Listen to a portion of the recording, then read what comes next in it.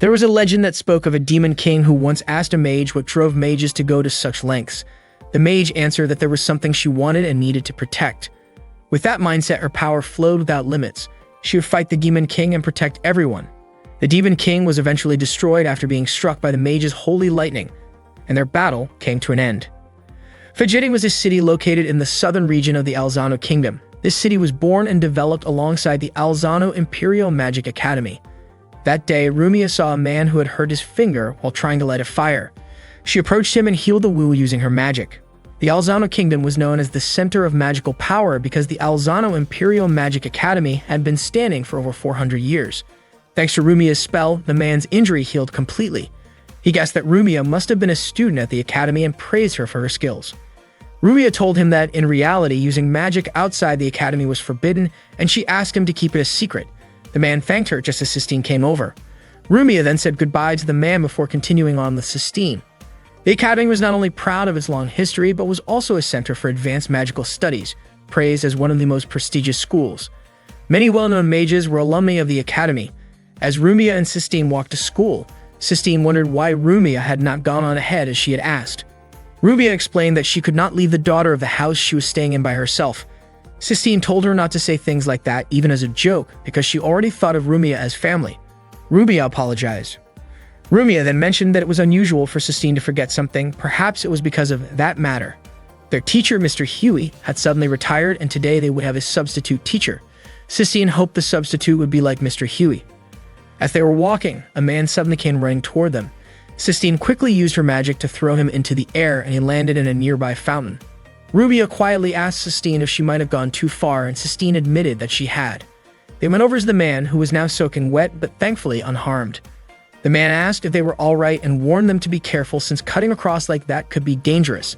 Sistine was confused because it was the man who had been charging toward them, but Rumia pointed out that Sistine had attacked with magic without warning and suggested they apologize.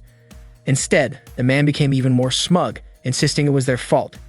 He then placed a hand on Rumia's shoulder, saying she looked familiar. Seeing his lack of manners, Sistine once again used her magic to send him flying into the air, annoyed that he had touched a girl so casually. Meanwhile, Harley expressed his doubts about the new substitute teacher to Rick, the head of the academy. Rick explained that the substitute had been personally recommended by Professor Celica. In Rumia and Sistine's class, all the students were waiting for the new teacher. More than half the class period had passed, yet the teacher still had not arrived. Rumia began to worry that something might have happened, while Wendy noted that it was rare for an academy teacher to be late. Before long, the substitute finally arrived. Sistine immediately called him out for being late. Both she and Rumia were stunned to see that it was the same man from that morning. He introduced himself as the substitute teacher and the one in charge of their class. His name was Glenn. He explained that he would be teaching them for the next month and started to share details about his skills and hobbies, but Sistine cut him off and told him to skip the self-introduction and get straight to the lesson. At that time, Rick mentioned that it shouldn't be a problem if the substitute teacher came recommended by the professor. He also pointed out that the teacher's magic capacity and skills were nothing special. If classified, he would only be a level 3 mage. Holly was surprised, wondering why a level 3 mage would be teaching at this academy when even the lowest-ranked instructors were at least level 4, with many being level 5 or 6. Hallie questioned whether this substitute could really teach the academy's gifted students, saying he might just have them study on their own while he relaxed and had tea. Later in class, Glenn wrote the words self-study on the blackboard and told the students to study on their own that day because he planned to take a nap. The students were baffled, and Sistine immediately grew irritated, throwing a book at him. Around that time, Rick explained to Hallie that the substitute didn't have an official teaching license. Still, for Rick, the professor's recommendation was what mattered most. Rick explained that the substitute was once a prodigy, accepted into the academy at age 11, leaving at 15, but his activities for the next 4 years were unknown. Hearing this, Hallie concluded that the substitute had been wasting his time and was an unreliable mage. Hallie even asked Rick, as the head of the academy, if he truly trusted that so-called old witch. Unexpectedly, Celica stepped in, telling Hallie to watch his words. Hallie was startled to see her there and asked how long she had been listening.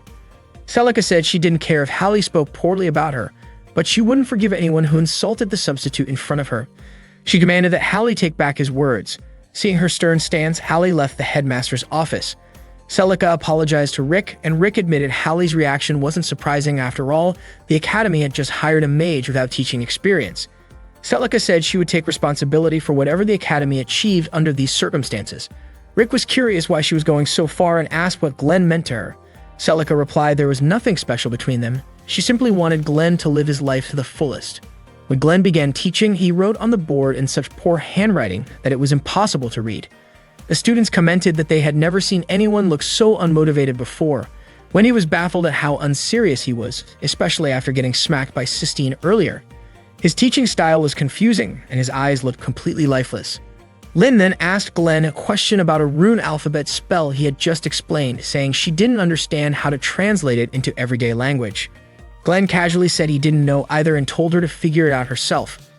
Annoyed, Sistine asked if that was really an appropriate teacher's response.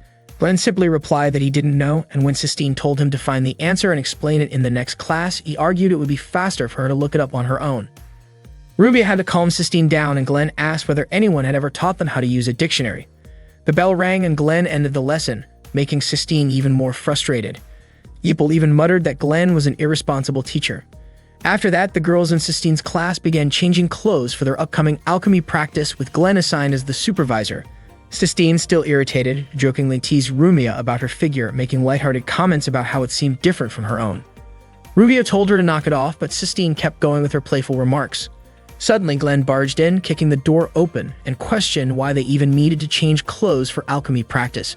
When he saw the girls were mid-change, he quickly covered his eyes and awkwardly asked why people always panicked and made a big deal over these situations. His clumsy attempt at humor only annoyed the girls further, and Sistine promptly shoved him right back out of the room. During lunch break, Sistine was feeling annoyed because the planned alchemy practice ended up being cancelled, even though she had been eager to study seriously. Rudia came over carrying lunch, fully understanding how dedicated Sistine was to her studies, but suggesting she should eat first.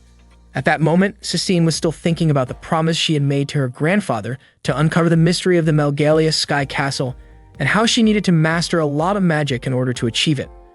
Suddenly, Glenn showed up at their table to eat. Seeing how much food he had, Rubia asked if he liked eating that much. Glenn admitted that eating was one of his favorite things. Rubia laughed, commenting that the stir-fry he was eating looked delicious. Glenn mentioned that it was the season for killua beans. He offered some to Rubia, and after taking a bite, she admitted it really was tasty. Glenn then pointed out that Sistine's portion seemed too small to be filling. Sistine shot back that he had no right to comment on her food, and that her smaller portions wouldn't make her sleepy during lessons, but if Glenn's lessons came afterward, she wouldn't mind eating more. Glenn said she was overcomplicating things and told her to just say what she meant. When she was about to speak, Glenn suddenly popped a spoonful of killua bean stir-fry into her mouth. Sistine was clearly irritated, but Glenn didn't pay it any mind. Meanwhile, Celica still had Glenn on her mind. She had previously offered him the position of substitute teacher. Glenn told her it was impossible because he wasn't fit to teach anyone. Celica responded that he didn't have the right to refuse, even joking that she would threaten him with lightning, fire, or ice if she had to. Glenn begged her to let him off, saying he didn't want to work. Celica immediately launched a magical attack his way. Luckily, it missed, but after that, Glenn couldn't avoid the job anymore. That afternoon, Glenn was back teaching Sistine's class. But for the 3 full periods, he only told the students to study on their own. Unable to hold back her frustration any longer, Sistine stood up and introduced herself as a noble daughter from the prestigious Phoebale family of mages, a name of significant influence at the academy. She even said she would report Glenn to her father to have him fired, though she wouldn't do that if he acted like a real teacher. Unexpectedly, Glenn told her to go ahead and tell her father, saying he was looking forward to it. He even seemed happy about the idea of getting fired soon. In response, Sistine threw her glove in Glenn's face, signaling a formal challenge to a magic duel. Glenn asked if she was serious. At that moment, Rumia stepped in to stop her, asking Sistine to apologize to Glenn and take back her glove. Glenn then asked what Sistine really wanted. She said she only wanted him to change his attitude and start teaching seriously. Glenn countered by saying that if he won, Sistine would have to agree to his request. Cash was surprised by Glenn's attitude, while Cecil thought he looked like he was plotting something a bit harsh. Coming from the Phoebale noble family, Sistine couldn't stand someone like Glenn who disrespected magic. Glenn was surprised that anyone still followed the old tradition of throwing down a glove to challenge someone, but he accepted. The rest of the class was shocked. No one had ever seen a duel between a student and a teacher before. They quickly headed to the courtyard. Glenn said he wasn't fond of hurting kids and insisted they could only use the shockbolt spell. Sistine didn't mind. Cecil asked Cash who he thought would win, and Cash was certain it would be Glenn. Terasal wondered if Glenn was intentionally making it harder for Sistine by limiting the fight to Shock Bolt, but Giebel wasn't so sure, explaining that Shock Bolt was actually a versatile spell and one of the first defensive spells they learned, using electricity to incapacitate the opponent. The usual incantation was "O Spirit of Thunder, strike with your electric shock and paralyze them." In a real fight, though, the winner was usually decided by who could shorten the incantation and cast faster, meaning Glenn must have been confident in his casting speed, especially since he had been personally recommended by Professor Celica.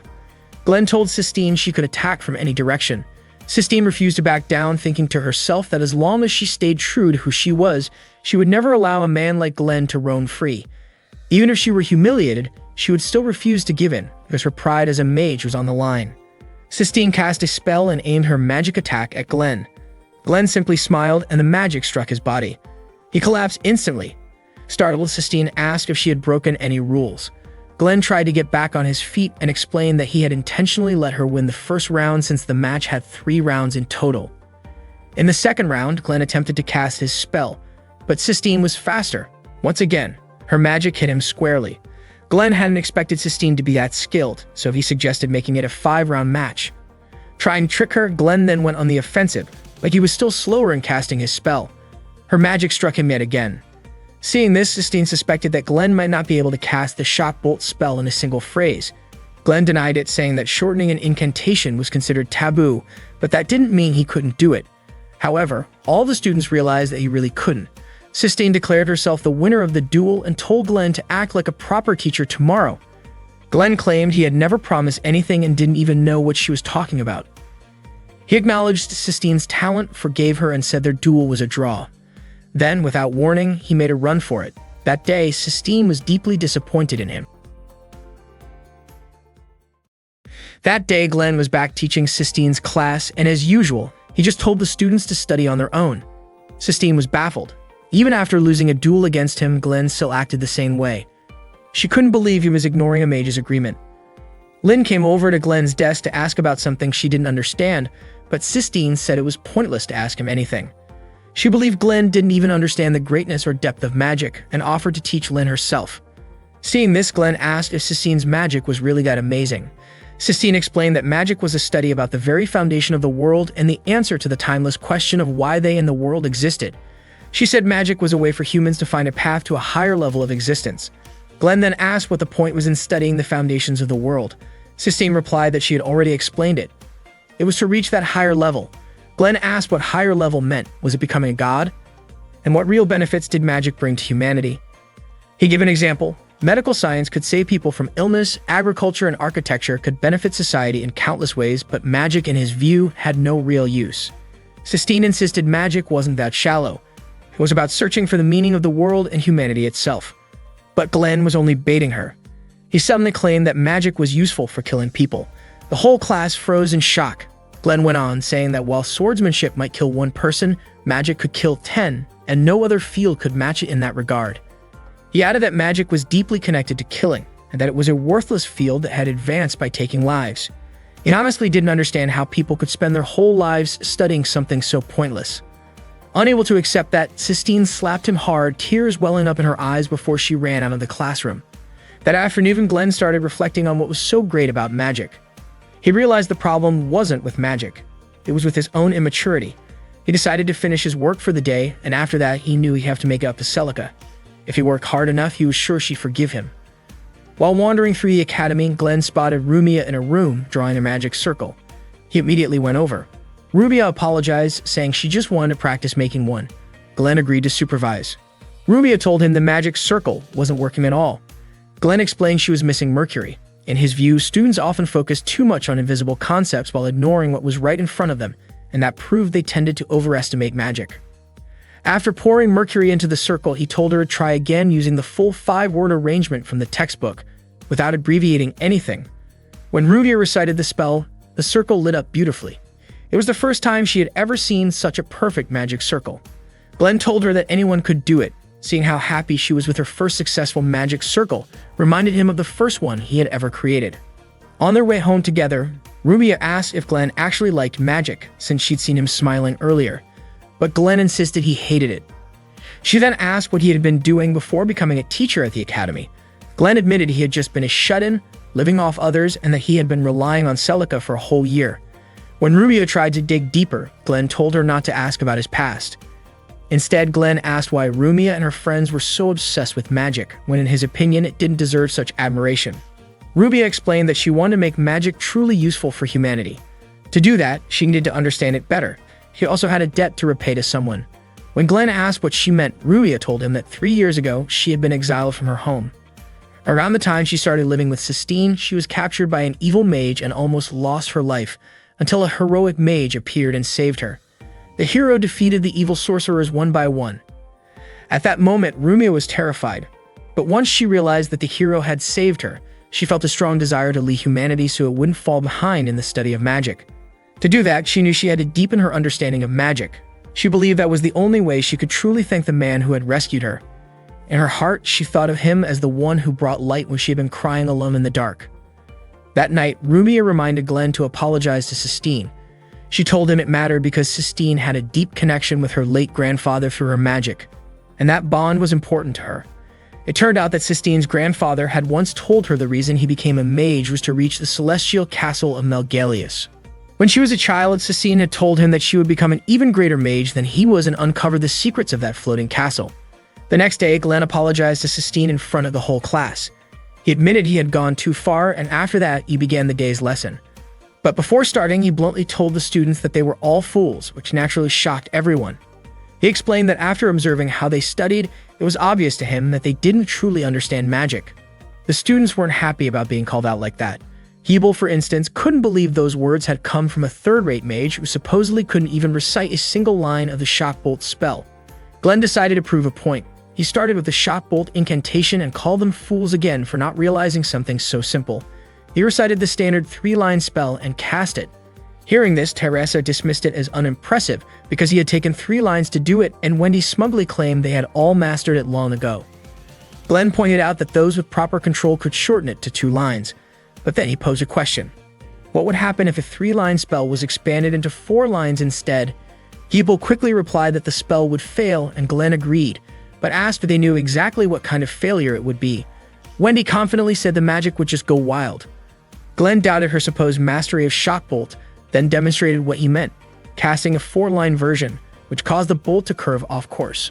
Everyone was stunned. He went on to explain that making it 5 lines reduced the attack's range, and removing even a single word caused the effect to vanish quickly. Glenn told them that magic was essentially an evolved form of automatic suggestion, and that the runic language used for incantations was the most effective tool for activating it. This language reached into the subconscious mind, allowing one to influence the fundamental principles of the world.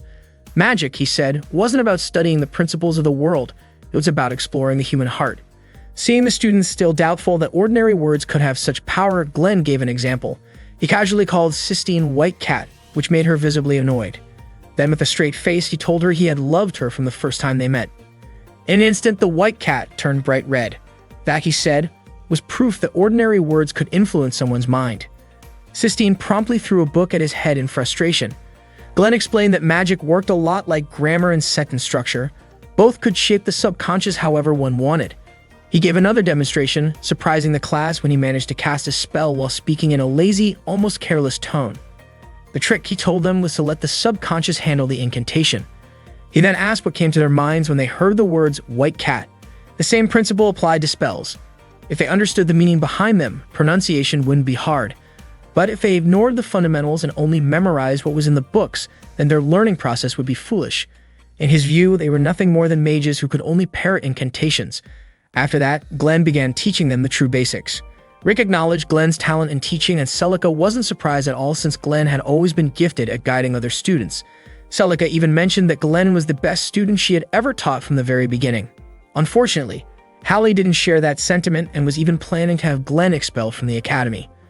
Meanwhile, Glenn explained to his students that most of them tended to see both common and unique magic as something impressive, when in fact it wasn't always that great, especially if they skipped over mastering common magic first. Without that foundation, using advanced magic would be pointless. That afternoon, Glenn sat on the school rooftop, lost in thought about Rumia and Sistine. Celica came over and asked if he was spending his youth daydreaming, since lately he seemed a bit more energetic. She teased him, saying that before this, he'd been like a fish dead for a month, but now he was like a fish dead for just a day. Glenn apologized for troubling her. Celica then told him she would be leaving the next day for a magic negotiation. Since Huey would also be away, the class Glenn was teaching would have an extra lesson. She reminded him not to do anything strange with the students while they were gone. Glenn replied that it would never happen, especially since he was used to seeing women like Celica and therefore wouldn't be interested in ordinary girls. Hearing that, Celica suddenly hugged him from behind. Glenn felt uncomfortable and quickly freed himself from her arms. Not long after, Rumia and Sistine showed up to greet them. Rumia wanted to ask something, but Glenn, in his usual smug tone, said that a great teacher like him would be giving advice to his foolish student. Sistine was clearly annoyed by his behavior. Later that night, while Rumia was brushing Sistine's hair, she mentioned that Glenn's explanations were easy to understand. Sistine admitted Glenn was great as a teacher, but terrible as an ordinary person. Rumia suddenly brought up the time when she had first come to Sistine's house and they weren't close yet. Over time, they grew more comfortable with each other, so Rumia was confident that Glenn could eventually get along with Sistine too. Sistine, however, wasn't interested in that idea. That night, Lake, Carol, and Jin discussed a plan that had been delayed because Celica had taken Glenn with her. They decided to proceed with it the next day when the magic negotiations began. The next morning, Glenn ran to school because he was late. When he arrived, he called out for someone to come out, saying he could see through their hiding spot. The person turned out to be Carol, who praised Glenn for spotting him even though he had been using a quick defensive spell. Glenn asked who he was, but Carol refused to give his name, saying that his only goal was to kill him. Carol then immediately attacked Glenn with his magic. Meanwhile, in the classroom, Sistine wondered why Glenn had been so popular lately. Rumia teased her, asking if Glenn's fame was making her feel lonely. Sistine denied it. Suddenly, Jin and Lake entered the class, claiming that their teacher couldn't make it, so they would be substituting. Sistine scolded them, reminding them that outsiders weren't allowed in the school. Without warning, Jin launched a magic attack that nearly hit her. Sistine realized that the magic was military grade. Jin threatened to deal with anyone who resisted and said they were looking for a girl named Rumia. Naturally, no one admitted anything. He then questioned Lin, but she refused to tell him anything. Sistine asked what they wanted with Rumia, which seemed to annoy Jin, and he prepared to attack her. Seeing this, Rumia stepped forward and admitted her identity. Jin said he already knew which girl was Rumia. He had just been toying with the idea of harming innocent people. Lake told Jin to stop fooling around, and then they asked Rumia to come with them. Sistine tried to stop her from going, but Rumia said she believed that Glenn would come to save them. Jin then claimed that he had already killed Glenn, which left both Rumia and Sistine in shock. Left with no choice, Rumia went with them. She asked why they were after her, and Lake explained that Rumia, better known to him as Princess Ermiana, was not supposed to be alive. If she had been allowed to live, there had to be a reason. At that moment, Jin seized Sistine and dragged her into a room with bad intentions. Sistine declared that she was the daughter of the noble female family. Jin admitted that Rumia wasn't his type because she looked fragile, though she had a strong spirit. On the other hand, Sistine might seem strong, but in his eyes, she was just a girl hiding her weakness behind a mask, and he liked girls like that. Sistine firmly stated she wouldn't give in. But when Jadis tore her clothes and tried to get closer, she desperately pleaded with Jin to stop. Jin was surprised that she seemed to give up so quickly. With tears in her eyes, Sistine wished someone would help her. Just as Jin was about to go further, Glenn suddenly swung the door open, casually apologizing for interrupting. Sistine quickly begged him for help. But as Glenn stepped forward, she suddenly urged him to run, warning that Jin's power was far beyond his. Jin hurled a spell at Glenn, but it had no effect, no matter how many times he tried. Glenn explained that magic wouldn't work on him because he was using Arcana card to seal all magic within a certain range around him. It was his own original spell called the Fool's World. Jin was stunned, wondering just how powerful Glenn really was. Even Sistine was shocked. If Glenn could seal magic, it meant he couldn't be beaten by any mage. But Glenn admitted that the spell also affected him, meaning he couldn't use magic either. Jin laughed at the irony, asking how a mage could fight after sealing his own magic. In response, Glenn charged at him and landed a series of barehanded blows, taking him down with ease. Jin was left wondering who Glenn really was and why he could fight like a soldier from the royal army. Glenn introduced himself as a substitute teacher, and Jin realized that meant Glenn had already defeated Carol. He was shocked that a mage would choose to challenge someone using only punches. Glenn then said that if Jin didn't want to lose to a punch, then he should get ready to be defeated by a magical punch, which, in a surprising twist, turned out to be a kick. Glenn managed to take down Jin without using any magic. He knew Sistine must have been terrified after what almost happened to her, so he asked if she was hurt. Sistine assured him she was fine. Glenn thought she might say he wasn't fit to teach anyone since his hands had just been used for violence, but instead she pointed out that his pants had slipped down. Sistine then mentioned there was still one more person who had taken Rumia, and it seemed Glenn would be interrogating Jin later. Not long after, Celica finally managed to contact Glenn after he'd been having trouble reaching her. Glenn explained that the intruders had broken through the protective barrier, isolating the academy, and had taken the students hostage. Celica asked if Glenn knew who the intruders were. Seeing the tattoo on Jin's body, Glenn told her they were members of the Heavenly Gospel, a secret society of dark mages, a notorious terrorist group in the Empire's history. These intruders shouldn't have been able to get past the Academy's magic defenses, which meant someone on the inside was helping them. Glenn asked Celica to investigate any suspicious instructors and request assistance from the Magic Court, but she said she couldn't because she was just a regular teacher without that kind of authority. Glenn urged her to come to the Academy using a magic circle. Celica told him to calm down, explaining that if the barrier had already been destroyed, the teleportation circles were likely the first thing the intruders would have taken out. Still, she promised she'd hurry there and told Glenn not to die. At that moment, Glenn noticed Sistine staring off in thought. She asked if they weren't going to get any help. Then, without warning, she bolted off, determined to rescue Rumia. Glenn stopped her, telling her it would be suicide. Frustrated and in tears, Sistine admitted he was right, that magic felt useless and was now putting Rumia in danger. Glenn told her not to cry. He reminded her that Rumia wanted to make magic something that could help people, and because of that, she wanted to understand it better. For that reason alone, Glenn said he wouldn't let Rumia die. He promised to take down the two enemies that were left. Suddenly, Jin started laughing, saying that Glenn was just an ordinary man like him. Sistine disagreed, saying Glenn was nothing like Jin or the others, but Jin insisted that Glenn was the same kind of scoundrel and killer as he was. Out of nowhere, a portal appeared, bringing in an army of skeletal golems. Jin grinned, thinking his reinforcements had arrived, but the golems immediately turned on him and killed him instead. Sistine froze in shock, and Glenn quickly pulled her back. He punched one of the golems, only to find its bones were incredibly tough. Sistine lent her magic power to help him, and Glenn smashed one of the golems to pieces with a single blow. Glenn then told Sistine they needed to run, but the skeletal army kept chasing them. Glenn decided to hold them off and told Sistine to use the Gale Blow spell, but to make it wider and last longer. Sistine was confused about why it had to be so complicated, and Glenn warned he'd dock her grade if she couldn't do it. Determined, Sistine agreed to try. While Glenn fought off the golems, Sistine chanted her spell. Once it was ready, Glenn told her to unleash a storm barrier to trap them. The golems weren't completely stopped, and Sistine apologized, but Glenn said it was enough and asked her to keep it going. He then began chanting a high-level incantation, unleashing a modified black magic spell called Extinction Ray, an attack powerful enough to erase the skeletal army and take out part of the school building in the process. Sistine never expected Glenn to pull off such a high-level spell, but right after that, Glenn suddenly collapsed and coughed up blood. He had pushed himself way too far, burning through all of his mana by forcing a spell that was well beyond his limits. Glenn tried to get Sistine to move somewhere safer, but suddenly Lake showed up, his sword magic already activated. Lake admitted that he had underestimated Glenn, who somehow managed to use the Extinction Ray despite being only a third-class mage. He also hadn't expected Glenn to have defeated Carol and Jin.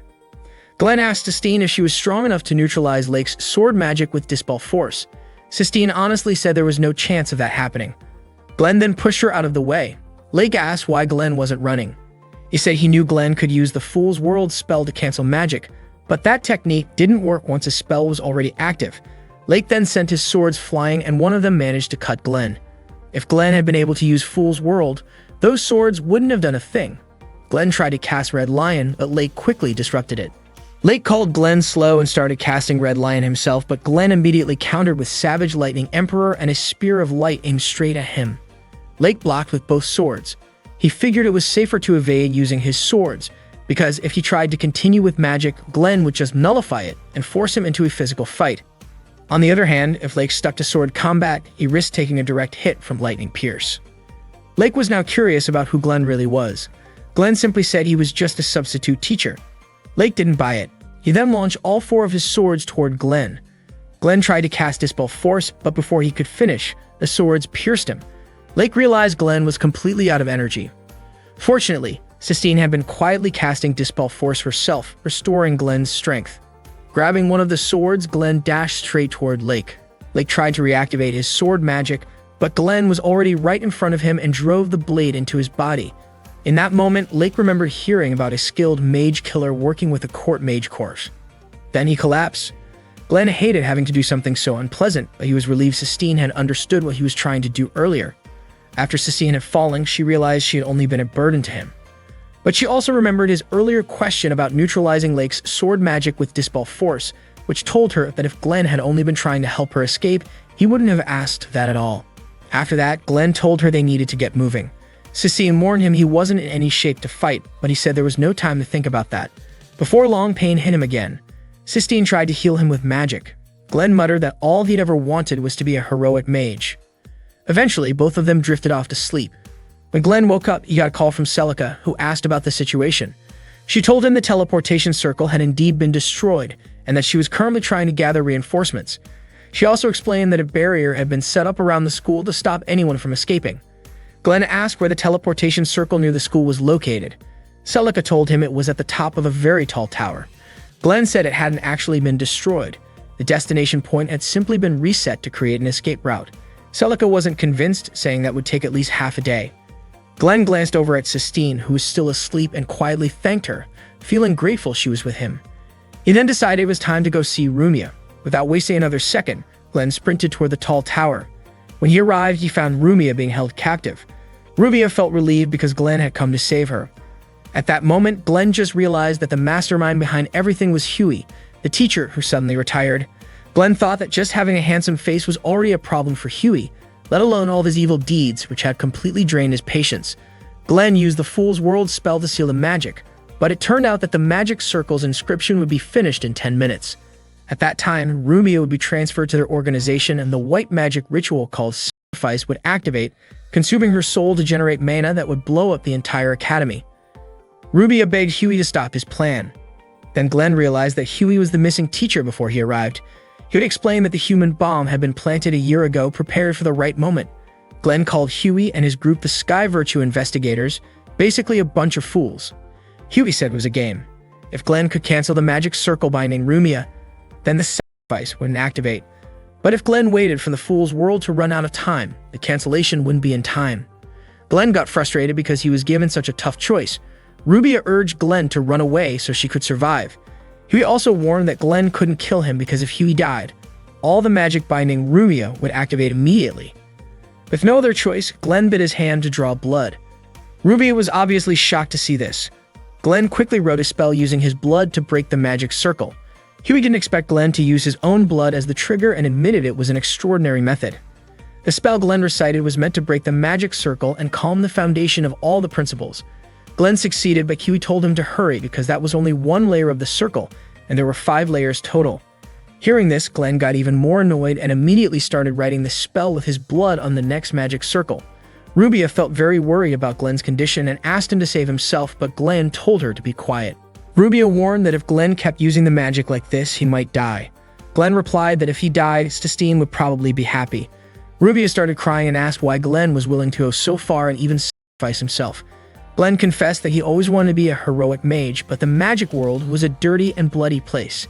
He realized he had wasted his life, but despite that, he refused to give up.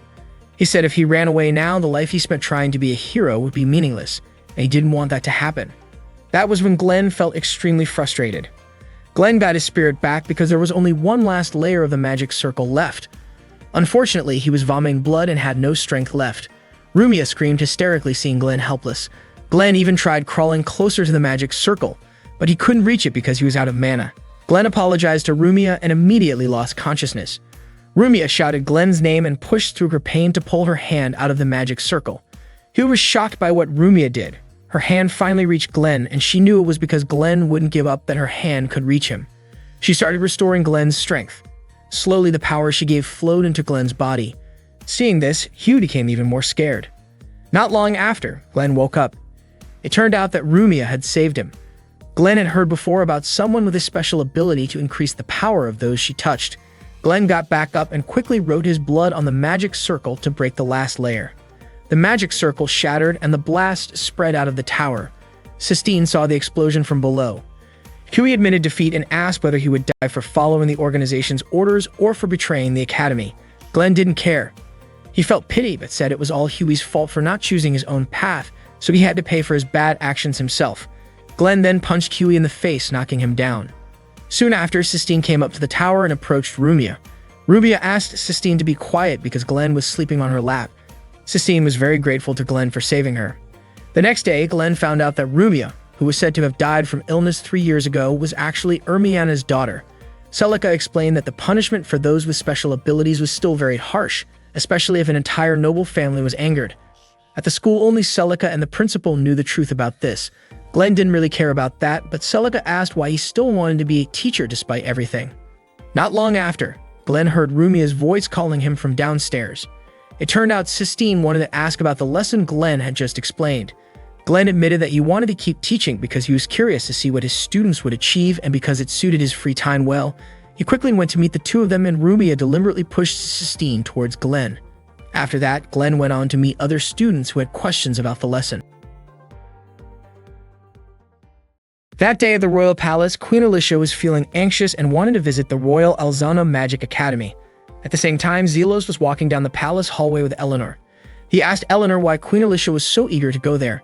Eleanor explained that Zelos surely knew the girl who caused all the commotion was Princess Erminia's daughter.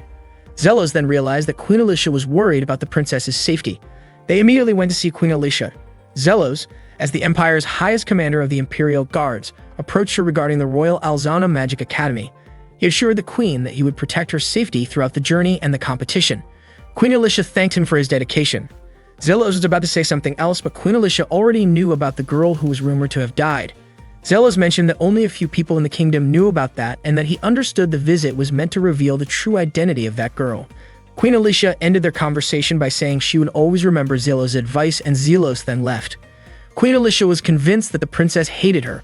Even though she was despised and unforgiven, she still wished for the princess to be happy and healthy. The Magic Academy was going to hold a magic competition that involved each school. That day, Rumia and Sistine asked their friends who would be contributing to the competition. Sistine asked who wanted to join the flying race or the transformation contest, but all their classmates remained silent. Sistine felt very discouraged, especially since the competition was only 1 week away. Rudy encouraged everyone to try their best, but they had already lost hope. Sistine added that if it wasn't the only reason, Teresa admitted she didn't really want to participate. Rubia insisted that it was still a great opportunity, especially since many of them did not join last year. According to Giebel, Rubia and Sistine should not be so enthusiastic that they ended up embarrassing themselves just because the queen was visiting. That's what happens when they act too kindly and try to involve everyone. Soon after, Glenn arrived in the classroom and offered to take charge of the competition. Confidently, Glenn even called himself an excellent teacher. He asked Sistine, whom he nicknamed White Cat, to give him the list of competitions. Sistine disliked being called that, but Glenn promised he would make sure they all won the contest. Therefore, he insisted that no one should joke around and that everyone must be serious about the competition. Glenn announced that the participants for the duel and the highest scorers were Sistine, Giebel, and Cash. Wendy was assigned to the spell deciphering contest. The magic racing competitors were Rod, and Kai Cecil was selected for the archery competition. Teresa was chosen for the long-distance heavy lifting contest. Ruvia was the only one qualified for the mental restraint event. Glenn also asked Lynn to be the contestant for the transformation competition. Rubia felt touched that Glenn made sure everyone participated. After Glenn assigned everyone, Wendy suddenly objected, asking why she was not included in the duel. Glenn explained that although Wendy's spell knowledge and lists were excellent, she was somewhat slow, careless, and sometimes hesitant when casting spells.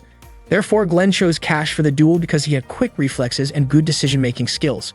However, Wendy excelled in reading ancient languages, so Glenn asked her to score high in the quick spell deciphering contest. Hearing this, Wendy understood the reasoning.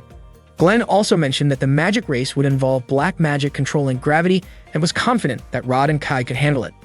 He said Teresa had a talent for long-distance manipulation spells. Glenn believed that Alf Bix and Sicer, who were always together, were perfect for the Granzia contest, which required strong teamwork, especially since the three of them were very coordinated. Sistine realized that Glenn was paying attention to all of them. Although Glenn was a lousy teacher, he turned out to be quite good after all. Once everything was decided, Glenn assured them all that they would succeed. Before this, Glenn had asked Rick for an advance payment because he was out of money and hungry. However, Rick said the academy did not give advance salaries. Celica blamed Glenn and told him to manage on his own. Glenn blamed Celica, but she refused to accept the blame and grabbed Glenn's head. Rick then mentioned that there would be special rewards in next week's magic competition. Usually, the teacher of the winning class would get that special reward. That motivation made Glenn excited to win. Suddenly, Giebel asked Glenn to stop everything. Glenn asked if Giebel knew about the rating that was done to guarantee victory. According to Giebel, only the top students could finish the contests, and this arrangement happened every year. That meant it was okay for students to compete in more than one contest. Sistine disagreed and said there was no point if the competition was only for the smartest students, especially since Glenn had promised to make their class win, and that was why everyone's role was important. Sistine made sure Glenn agreed with her opinion, but Rumia noticed a different expression on Glenn's face as if he disagreed with Sistine. After that, Glenn felt discouraged because the other classes only selected their top students as participants. He had forgotten the competition rules since he had never joined before. On that day, the contestants were about to start training when suddenly Christ from the first-year class chased away the second-year students because the first years wanted to practice there. Cash was upset and argued back with him, and Glenn tried to intervene to stop the conflict. Not long after, Hallie, who was assigned as the instructor for the first-year class, arrived. Glenn greeted his senior by the name Harlem. Hallie looked annoyed because Glenn seemed to be mocking him. Glenn asked if the first-year class was training for the competition. Hallie confidently said that he would guide the first years and they would definitely win. Hearing this, Glenn encouraged him. Hallie then asked Glenn and his students to leave the place immediately, but Glenn suggested that Hallie just move closer to the tree instead. However, Hallie insisted that the second-year students leave the area. He also knew that Glenn was using all of his students for the competition. According to Hallie, using low-performing students as participants was nothing but a disturbance during practice. Glenn disagreed and claimed that all of his students were the best, and of course, they were aiming for victory. He even challenged Hallie to a bet. The prize was 3 months' salary for whoever's students won. Glenn actually panicked after saying this, but had to say it because Hallie had mocked him first. Hallie understood that research required big funding and was confident his class would win. He also said his students hoped he would accept the challenge, so he finally accepted it. Glenn admitted he was glad Hallie accepted the challenge, though deep down he was still unsure if he would win. Sistine stepped in between them and expressed her objection to Hallie dominating the training area. She even threatened to report him to the academy's head if he kept behaving like that. Hallie could not deny it. Sistine then encouraged Glenn by saying they would all compete fairly and earn victory. Hallie was forced to find another training spot and said that Glenn's class would regret challenging his. Sistine reassured her friends that they would not lose because Glenn fully believed in them. After that, Glenn worked hard to train his students for the competition. Rudia and Sistine kept watching over him, confident that their efforts would pay off. Glenn consistently taught his students well, even though he was hungry. He remained professional and dedicated. Rumia admitted that Glenn was truly an amazing teacher. Sistine said Glenn should be even more serious in his teaching, but Rumia knew Sistine was just joking and laughed at her annoyed face. That night, Rumia held her locket while recalling a past event when she was separated from her mother. She cried, hoping her mother did not hate her. Suddenly, a man came and covered her mouth. The man told her not to cry. At that moment, Rumia was scared and just wished she would not die. The man comforted her and said he was a friend. He asked Rumia to stop crying because there were still enemies left. While remembering that, Sistine approached and told her that dinner was ready. Rumia thanked her. Sistine asked about the item Rumia was holding, but Rumia did not want to tell her. Rumia then reminded them to stay enthusiastic because tomorrow was the magic competition and the queen would be coming. Sistine was about to say that tomorrow meant Rumia would meet her mother, but Rumia said that her parents were actually Sistine's parents. She then quickly went to the dining table. Sistine's father and mother were already waiting at the table. Leonard, Sistine's father, apologized that they could not attend tomorrow because of work, even though they really wanted to see their daughters compete. Sistine understood since they were busy. Rumia asked them not to force themselves. Leonard told his wife, Filiana, that he was touched by their 2 daughters who were so kind. He called them angels and even goddesses. Filiana immediately choked him for exaggerating. She apologized because the work tomorrow could not be postponed and promised that next time they would ask for time off. Rumia again asked them not to push themselves. Meanwhile, Queen Alicia was on her way to the Magic Academy. Eleanor noticed the happy expression on Queen Alicia's face. It turned out Alicia was glad because she had the chance to see her daughter, even if it was from a distance. Seeing the pendant, Eleanor suggested that Queen Alicia should exchange it for another one. That day, Alicia officially opened the magic competition at the academy. All the students and teachers cheered loudly. Hallie felt very confident that her class would definitely win in front of the queen. While everyone was clapping, Glenn was actually feeling hungry. At the same time, Rumia was disappointed to see Queen Alicia not wearing her pendant. The first competition held was a magic race. Class 2 took 3rd place, and Rod and Key were really excited, not expecting to rank that high. Rubia and Sistine were also very happy. Sistine even asked if Glenn had used some special method to teach them so well that they could get 3rd place. Glenn explained that in a long-distance race, pacing was more important than speed, and he just did a little magic counting for Rod and Kai. Hearing that, Cash encouraged Alf and Bix to keep following Glenn's advice. Suddenly, Christ told them not to get too cocky because it was just a bit of luck. Holly then said she hoped that moment would remain the happiest memory for Class 2. Cash didn't accept that insult and said it was all thanks to Glenn's tricks, and as long as Glenn was around, Class 2 would never lose to Class 1. Meanwhile, Glenn hoped they would stop arguing because it was just making things harder. Nearby Queen Alicia, Celica was laughing loudly, cheering for Class 2. Rick scolded Celica for being rude, and Eleanor also told her off because her laughter was disturbing Queen Alicia. The Queen understood since Celica was actually an old friend of hers.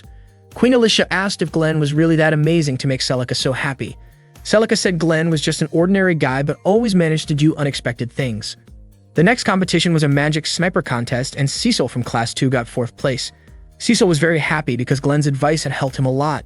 Then in the quick magic solver contest, Wendy from Class 2 won 1st place. She admitted that her success was thanks to following Glenn's suggestions. At that moment, Glenn was still holding back his hunger and didn't expect his students to be better than he had thought. For now, Class 1 was still leading with the highest score, Class 5 was in 2nd place, and Class 2 was in 3rd. Glenn understood that his students had worked hard and he needed to keep encouraging them. Ars, the event host, announced that the next competition was a mental defense contest, then headed to the field where the competition took place. Rumia represented Class 2 in the mental defense competition. Suddenly, Jael from Class 5 asked Rumia to withdraw from the contest. Rumia thought Jael was worried about her, but she couldn't let down all her classmates who had worked so hard, especially since if she won, Class 2 could swap places with Class 5 in the rankings. Yibel asked if Glenn was really sure about putting Rumia in danger since her strength was white magic.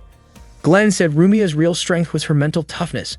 The competition was hosted by Prince Zest Sion, the master of manipulation magic. The first round tested participants with a sleep sound spell. Zest cast a spell that could make others fall asleep, and the competitors quickly used their magic to block it. The contestant from Class 1 failed. Ars guessed that was just a trick to save energy because their opponent was Shine's defending champion, Jael. Zest was curious how long Rumia would last and even stuck out his tongue mockingly. The next round was Confusion Mind. The Class 8 contestant overheated and failed. Then came Charm Mind Magic, where the competitor would be manipulated by the flirtatious prince. Only 2 participants were left standing, Jael and Rumia. Hebel was surprised that Rumia could still hold on. Glenn explained that Mind Up was a spell to boost mental resilience, so the stronger the owner, the stronger its effect.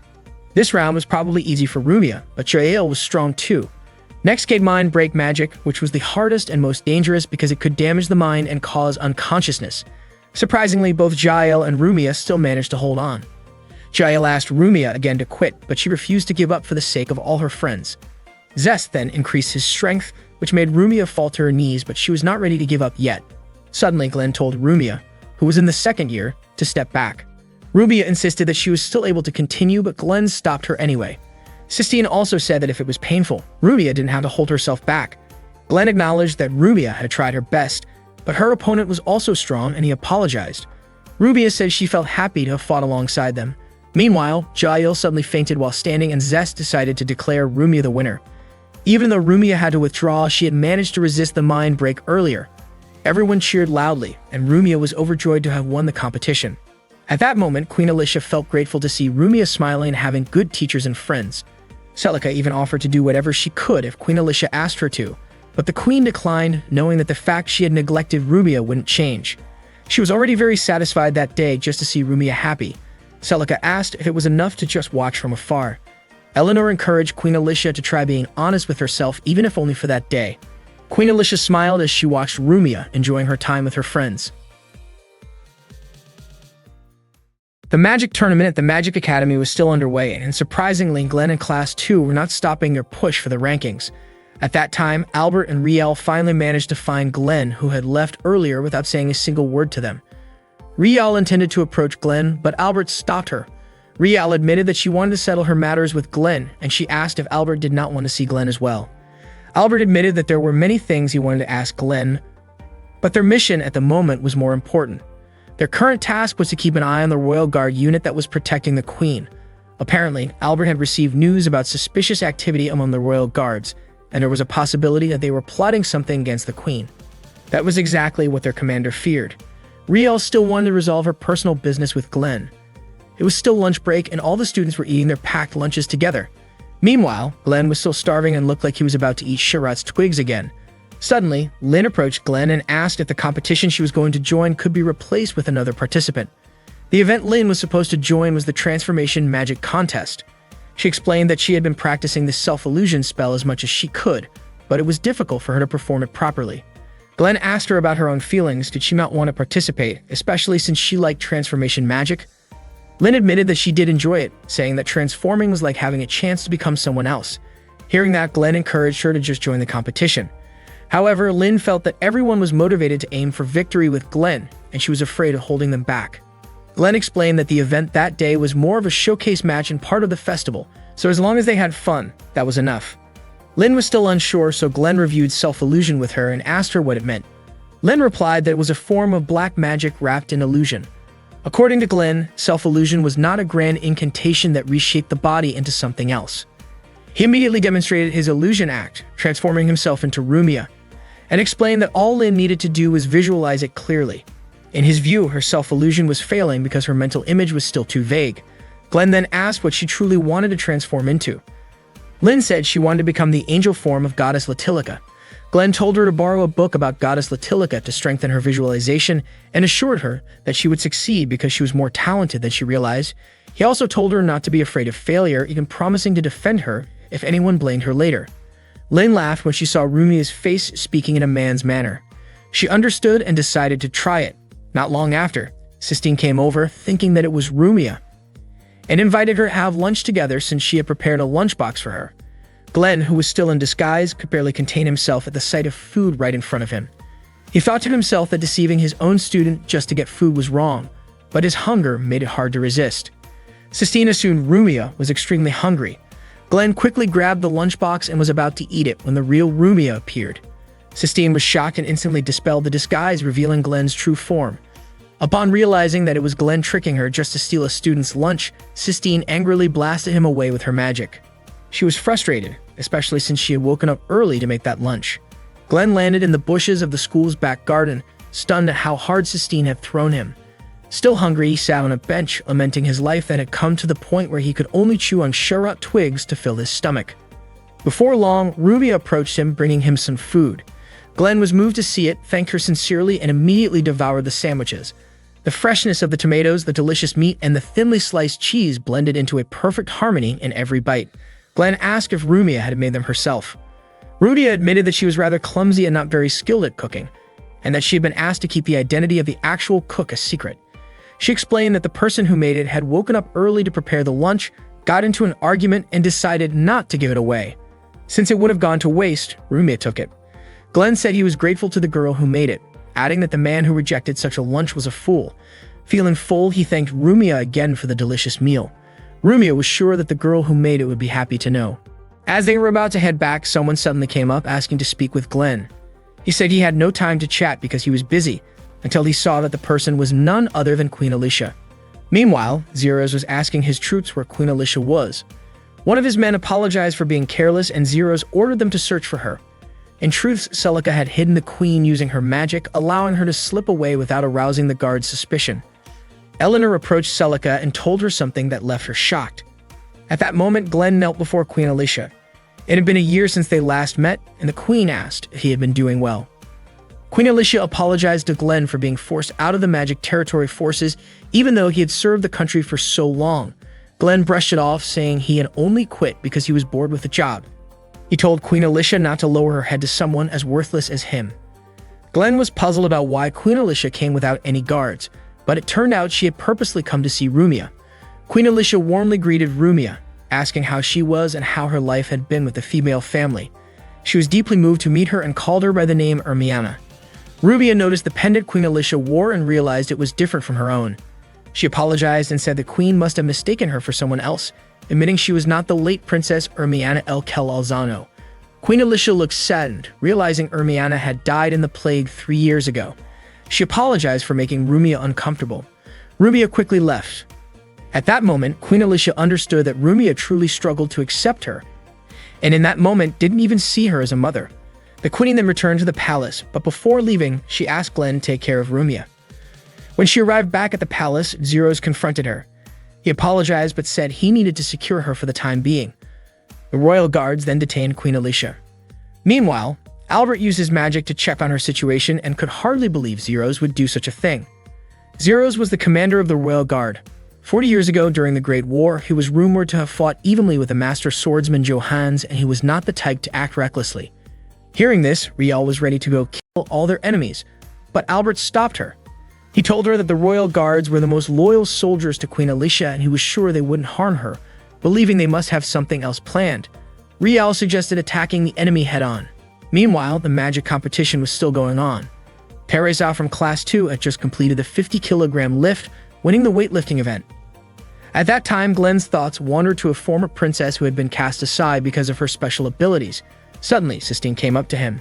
Glenn was on guard, worried she might throw something at him again. But instead, Sistine asked about Rumia, who still hadn't come back. Glenn told her about Rumia and Queen Alicia meeting earlier that day. He said that anyone would probably want to be alone after going through something like that, but he planned to look for her. He asked Sistine to watch over their class while he searched. Glenn felt ready to spend the whole day looking for Rumia. He was already full after eating, thanks to the sandwich Rumia had given him. He even joked that it looked like the person who made it had meant to toss it in the trash. Sistine was shocked to hear that. She called it trash food that turned out useful, but Glenn firmly disagreed. Even though it looked plain, it was made with care and tasted amazing, so he told her not to call it trash. It was disrespectful to the person who made it. Sistine was actually a bit flustered by his words, but she quickly told him to just go already. Glenn eventually found Rumia sitting alone, staring at her pendant. Inside, there was nothing. She remembered there had once been a photo of someone precious in it, but it was gone now. Glenn asked if she still felt like the pendant held something valuable. Rumia knew Glenn was aware of the truth about her and Queen Alicia, so she asked what he thought she should do. She knew Queen Alicia had abandoned her because she was believed to be the embodiment of a demon. Ever since she was born with her special ability, she had been a threat to the royal family's status. For the sake of the country's future, she got to be exiled. Even so, Rumia still couldn't forgive Queen Alicia. She felt anger toward her, but she also longed to call her mother once more and hug her again. If she did that, though, she would feel like she was betraying Sistine's parents, who had raised her. She truly didn't know what she should do. Glenn told her that humans are creatures who always end up hurt and regret the choices they make. People often say to just choose in a way that won't bring regret, but that's impossible. No matter how hard the path, regret will always come. That's why what matters most is following your heart. If you choose with your heart, the pain will be smaller when the regret finally comes. He asked her what she would do. Rumia admitted she didn't even understand her own heart. Glenn then shared that he used to be a mage in the royal army and often attended court trials. There he had seen someone with the exact same pendant as hers, someone with the greatest influence in the room. He was certain that person could never throw it away because it was too precious. The answer had been there all along, Glenn said, so it was okay for her to keep her buried anger instead of running away from the problem. Glenn encouraged Rumia to face the situation with her heart, which moved her deeply.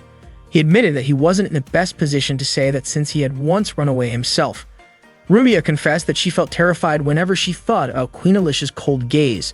She pleaded with Glenn to accompany her when she met the Queen, and he agreed, prompting her to thank him sincerely. Suddenly, several royal guards approached Rumia, pointing their swords at her. They declared that she had been accused of plotting to assassinate Queen Alicia the Eighth, adding that she would face the death penalty for treason and defaming the kingdom. Rumia was naturally shocked, while Glenn demanded they show proof of such accusations. The guards refused, saying they didn't owe an explanation to outsiders. Glenn questioned whether they planned to carry out an execution without a trial or a written order, but the guards claimed they were acting under the Queen's direct command. Determined to protect Rumia, Glenn stepped forward, but the guards warned that he too could be punished for treason. At that moment, Rumia dropped to her knees, agreeing to comply with their orders, believing she should atone for defying the Queen. She begged the guards to spare Glenn. Glenn was taken aback by her sudden surrender. One of the guards then struck him, knocking him unconscious. The guards took Rumia away and tied her to a tree, instructing her to stay still and close her eyes, warning that a mistake in their aim could cause her great suffering. Rumia obeyed. She understood that this was the day someone had been waiting for to remove her from the picture. It dawned on her that Queen Alicia's earlier meeting with her had been a final farewell. She thought about how she should have died 3 years ago, but had somehow lived on, creating so many beautiful memories. Tears streamed down her face as she recalled them. Just as a sword was about to strike, Glenn's voice called out, telling her to keep her eyes closed. He had returned using magic that blinded the guards with a burst of light. Acting swiftly, he incapacitated them all and untied Rumia. She asked what he had done, and he explained it was just a flashlight spell that only dazzled the eyes. She then asked why he had saved her, and he replied that if he had ignored her, Sistine would have been furious with him.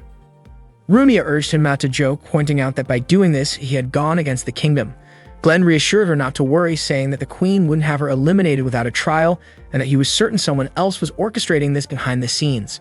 Before long, more guards arrived to arrest them. Rumia panicked, but Glenn quickly cast a spell to help them escape. Carrying her in his arms, he sprinted across the school rooftops.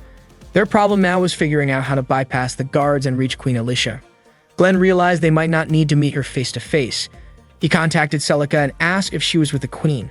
To his surprise, Celica said she couldn't do anything to help, neither act nor speak about the situation. Glenn pressed her for information about the Queen's condition, but she couldn't tell him.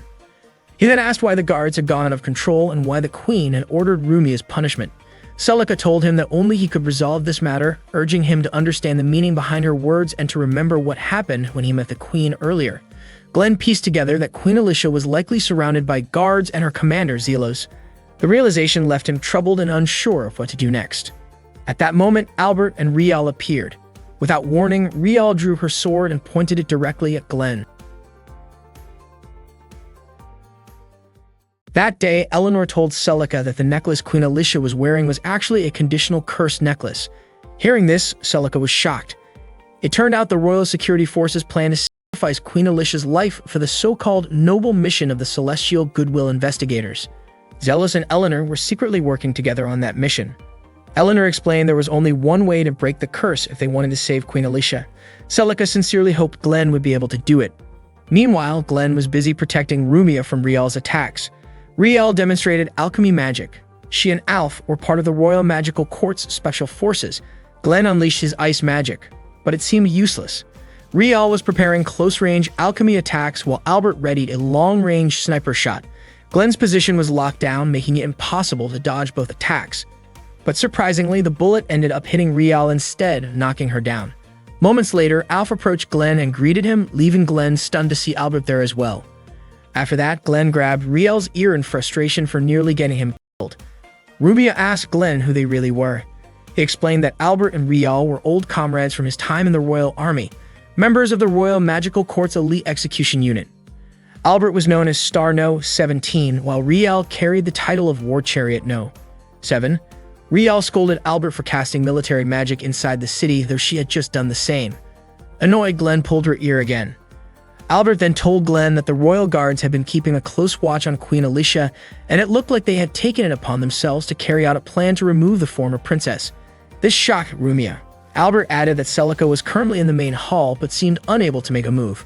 Glenn was puzzled since Celica could normally take down 1 or 2 guards without trouble. He also didn't understand why the guards were suddenly targeting Rumia. Rial said there was no point in dwelling on the mystery, and that they should focus on finding a solution. Her suggestion was to attack head-on, Glenn from the front and Albert from the front as well. Glenn found the idea ridiculous and pulled her ear yet again, telling her to drop the habit of rushing in without thinking. Rumia commented that Glenn and Rial seemed pretty close, but Glenn denied it. Still, he was relieved they didn't have to fight against each other and asked for their help. Albert wanted to know what Glenn's plan was. Glenn said Celica had told him to find a way to meet Queen Alicia, and he was sure that was the key to solving everything. Albert questioned why he was so confident in Celica's words. Glenn explained that Celica, nicknamed The World, was a former executioner of Special Forces Unit No. 21 and one of the most famous and powerful mages across the 7 continents. She might be stingy and mean, but she never spoke nonsense. Glenn pleaded with Albert to trust her. At that time, the final events of the school competition were still underway. In the invention and unveiling contest, Class 1 was showing a strong lead. While Class 2's efforts to win crumbled, they had fallen to last place. Cash had suspected that without Glenn, things would be tough. Whitey wondered where Glenn had gone. Suddenly, Albert approached the Class 2 students, introducing himself and Rial as Glenn's friends.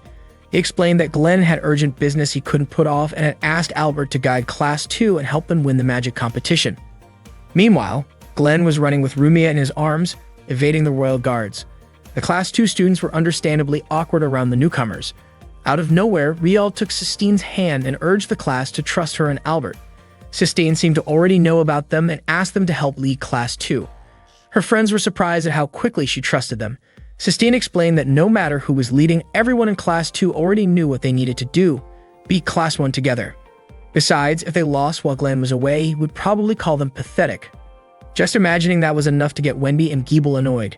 Cash then encouraged everyone to believe they could win. Class 2 was in a slump, and if they lost the transformation contest, their hopes would be gone. Hallie remarked that without Glenn, Class 2 was just a bunch of ordinary students. He even told Christ to crush them. In the transformation contest, Seta from Class 1 transformed into an impressive dragon, earning 37 points.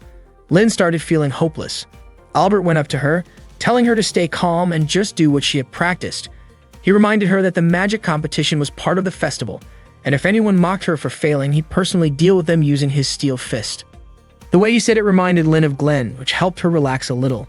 When it was her turn, she began chanting her spell and visualizing the form she wanted.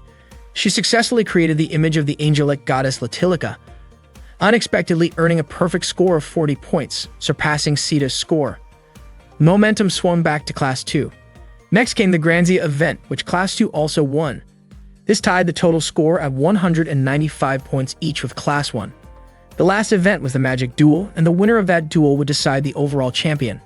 Meanwhile, Glenn managed to escape from the royal guards and kept running across the academy rooftops while carrying Rumia in his arms. At that moment, Zeros asked his subordinates why Rumia had not been captured yet. The guards explained that a magic instructor had helped her escape. This made Zeros angry, and he ordered the royal guards to find Rumia immediately and end her life. During that time, the Magic Duel tournament was still underway. Yibel's elemental magic successfully trapped Kreis. Kreis regretted his loss, and the second round went to Giebel, allowing him to even the score after Cash had lost in the first round. In the final round, Sistine would face Heinkel. Both were among the Academy's top students. Giebel told Sistine not to let his earlier efforts go to waste, as he had already heated up the competition. Albert encouraged them to win, promising that if they succeeded, he would treat them to anything they wanted. A message coming directly from Glenn. Albert was placing his hopes on Sistine's skills. At that same moment, Glenn was still running from the pursuing royal guards. As the duel began, Heinkel's firewall spell caused Sistine to hesitate. Hallie cheered for Heinkel, urging him to defeat Sistine, while Sistine's friends shouted words of encouragement to her. Sistine remembered what Albert had said and realized that Riel's words sounded familiar as well. It seemed she knew something about them. Sistine then unleashed her Storm Wall spell, trapping Heinkel inside of Swirling Tempest. Heinkel attempted to cast his lightning magic, but Sistine acted first, using Gale Blow to send him flying. Hallie could hardly believe what had just happened. In the end, Class 2 emerged as the winners of the magic tournament. All the students in Class 2 cheered in celebration of their victory. Meanwhile, Glenn and Rumia found themselves surrounded by the royal guards. As the award ceremony was about to begin, Ars invited Class 2's representatives to receive their medals from Queen Alicia. Ars was shocked to see Albert and Rial approaching the Queen, and Celica was equally surprised that they were appearing before her. Albert explained that he and Rial were the instructor representatives of the winning class and would be receiving the medals directly from Queen Alicia.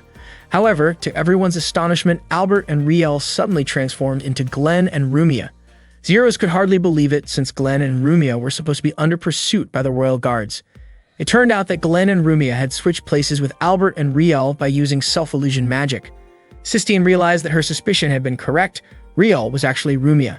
Zeros quickly ordered the royal guards to capture Glenn and Rumia, but Celica immediately cast a separation barrier to protect them. Glenn informed Queen Alicia that Zeros and the royal guards had been acting under her name in an attempt to kill Rumia, but he had managed to save her.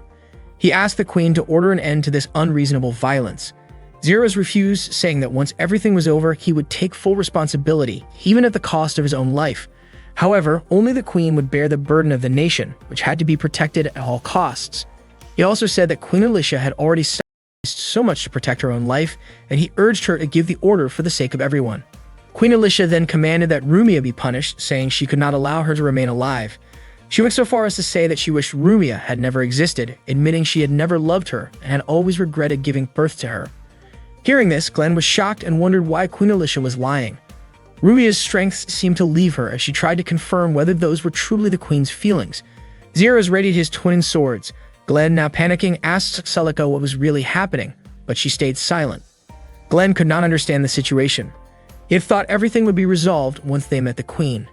He recalled this sadness in Queen Alicia's words when she spoke of losing Rumia, and it puzzled him. If the Queen had truly wanted Rumia dead, she could have simply given the order long ago.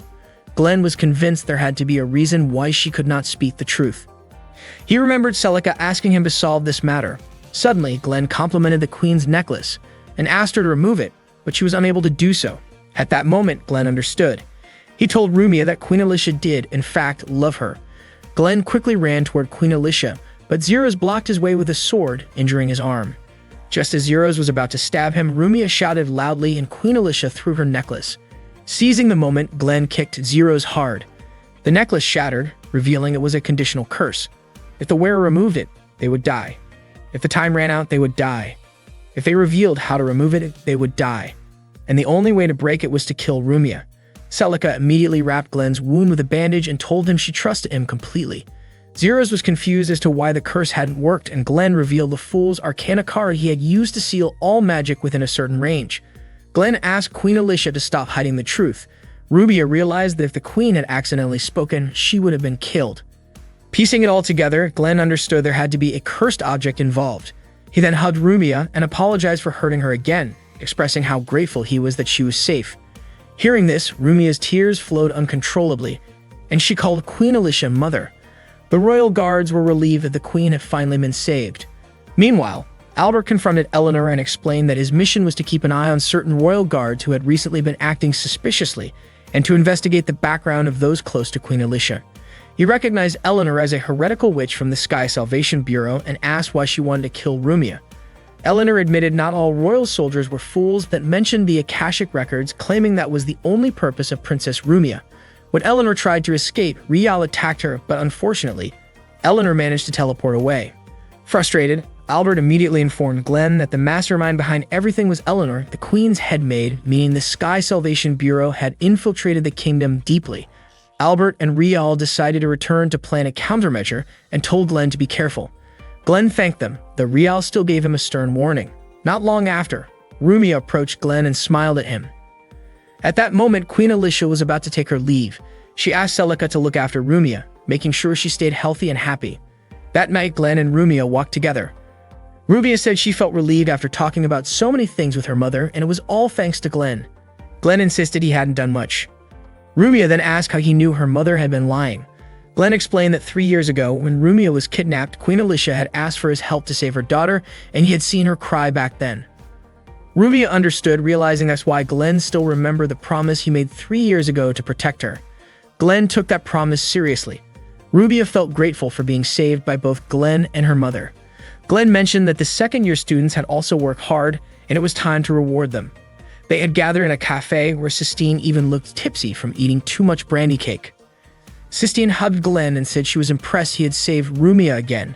Glenn felt a bit awkward since her face was way too close to his. A moment later, the cafe owner arrived with the bill for all the second-year students' food, totaling 1 million yen. Glenn was stunned, realizing his prize money and 3 months' salary had vanished in an instant. In mock frustration, he considered punishing them with his extinction ray magic. That early morning, Glenn took Sistine outside for training, and she was already feeling exhausted. She asked if her skills had gotten any better. Glenn told her that compared to when they first started, she had definitely improved. He tossed his jacket to her so she wouldn't get cold, and she quickly put it on. Wearing it made her blush, and she couldn't help but notice the faint scent of Glenn on it. Glenn suggested they work on striking practice, but Sistine asked why they had to train in hand-to-hand combat. Glenn had already guessed she would ask that question. After they were done, Sistine admitted she had thought this special training would be about enhancing magic power or practicing stone spells. Glenn explained that unarmed combat could sharpen her senses for both offense and defense during magical duels. Sistine wondered if Glenn was just venting his frustration because she often scolded him. Glenn admitted that was part of it, but their main focus now was to get her good at hand-to-hand fighting. Once she mastered that, he promised to teach her military-grade magic. Glenn believed she would need that kind of magic if the time ever came for her to protect Rumia. He told her not to worry. If she was afraid of military magic, he wouldn't push her toward the dark side of magic, because he trusted she could use her power the right way.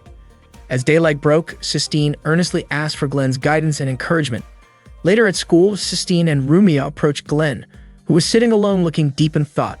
Rumia asked if he hadn't slept enough since he looked so pale.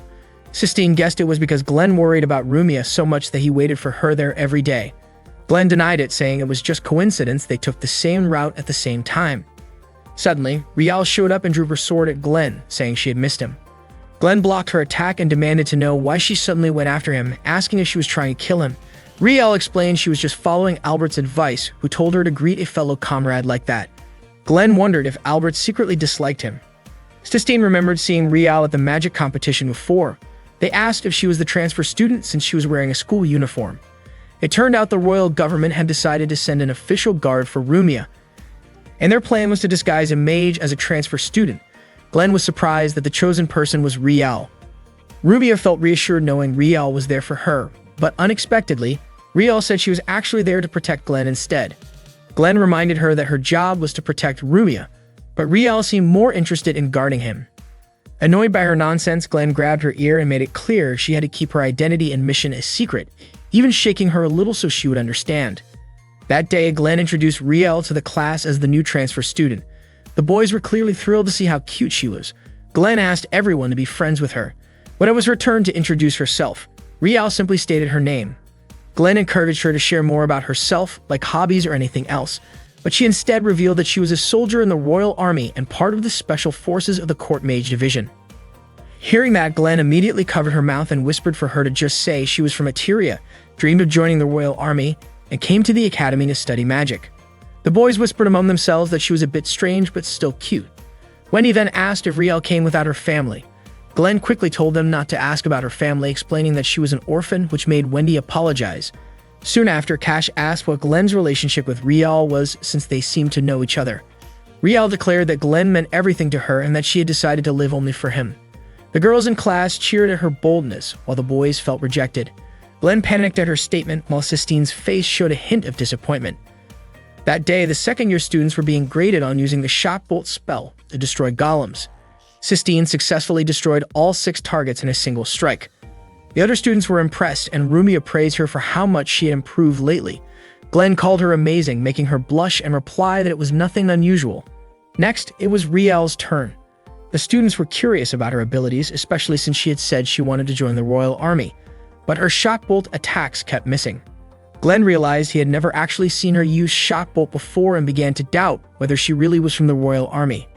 She had only one attempt left and asked if she could use something other than Shock Bolt. Glenn said he wouldn't stop her, though normally that was the only spell used from that distance. Rial then summoned her massive sword. Glenn tried to stop her, but she dashed forward and smashed all 6 targets instantly. The students were stunned and a little scared. During the lunch break, no one approached her, and Glenn guessed the others already saw her as dangerous. When he asked about her lunch, Rial said she didn't need any because she could go without food for 3 days. Rumia reminded her that it was important to eat and invited her to the cafeteria. Rial still wasn't used to crowded places, but she was drawn to the smell of food there. Rumia invited her to order something, and when she noticed Rial staring at a strawberry tart, she ordered plenty for her. Rial ate enthusiastically, enjoying every bite. Rumia mentioned that Sistine also likes strawberry tarts, so Rial offered her some, but Sistine told her to eat it all herself. Noticing cream all over Rial's face, Sistine gently wiped it off and Rial thanked her. Some of the other students came over. Wendy asked since when the 3 of them had gotten so close. Seeing Rial eating so eagerly, Cash admitted it was hard to believe she was the same person who had swung her sword earlier to destroy the golem. Rial kept eating quickly, so Wendy assured her no one was going to take her food. Sistine then reminded her to eat more calmly.